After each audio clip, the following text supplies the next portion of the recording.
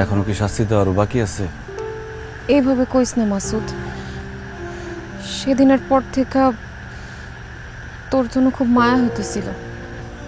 যাক, সারা জীবন যে মানুষটা আমার শত্রু মনে করছে, এখন আমার জন্য তার মায়া লাগতেছে, শুনতে ভালো লাগতেছে। তুই কি সত্যি সত্যি বিদেশ চলে যাবি? হ্যাঁ, ভিসা চলে আইছে, এখন তো যাইতেই হইব। বেকার ভাদাইম্মা এই কথাগুলো শুনতে আর মন চায় না।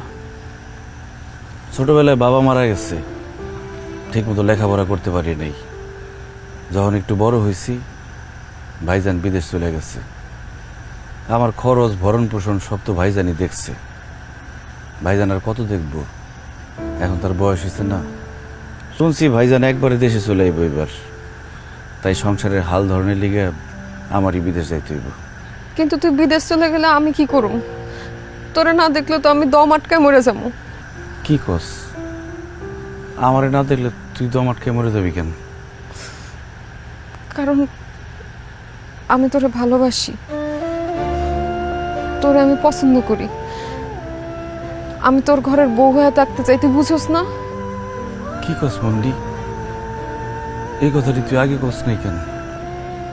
লজ্জায় কইতে পারি নাই, শরমে কইতে পারি নাই।